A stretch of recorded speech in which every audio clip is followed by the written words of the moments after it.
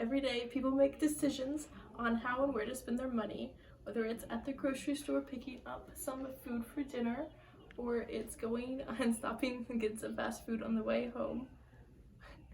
And although those decisions don't seem like they're too big of a deal, they have a very large impact on the economy and the world. That's what being a conscious consumer is. It's just being aware of where your money's going and what it's supporting. Because every time you make a purchase, you're financially supporting a company and what that company stands for and the ethics of this company. And so there's three kind of general areas that a conscious consumer looks for. And so that's environmental, social, and political. And so with environmental, a company, like whether or not they regulate their waste or how much they regulate their waste, and whether or not they take like extra precautions to decrease their pollution in production. Those are both really big impacts on the environment, especially from certain industries.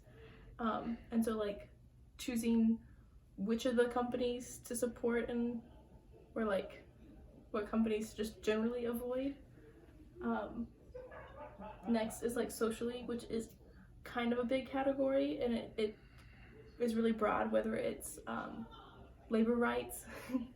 So like people in different countries have different labor rights and work in different conditions, and some are ethically deemed unsafe in our standards, but in other places they're acceptable, and so it's cheaper to use them, and so you just gotta be like watch out on different things like that.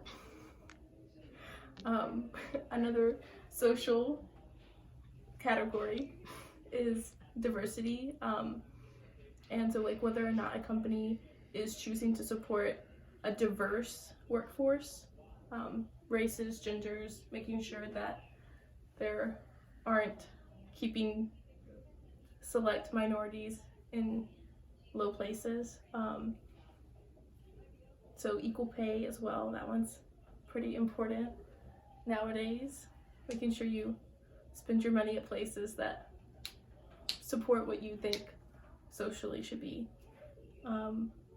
And the third is political, and so it's like doesn't matter what your politics are, you just got to make sure like what you're supporting and like that it supports who you're supporting, because politics will then go over into like the other two, and so it's kind of like a round off kind of thing.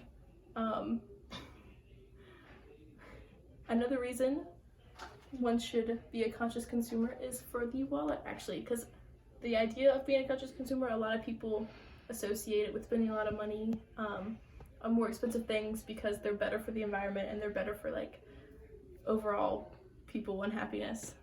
But there's a couple things that you could do that is actually good for the budget, like shopping secondhand and just being less of a consumer, because that's a very powerful way to show what you are supporting. But overall, as consumers, we all have the power to affect the economy and to influence the world and how we would like it to look. I'm out.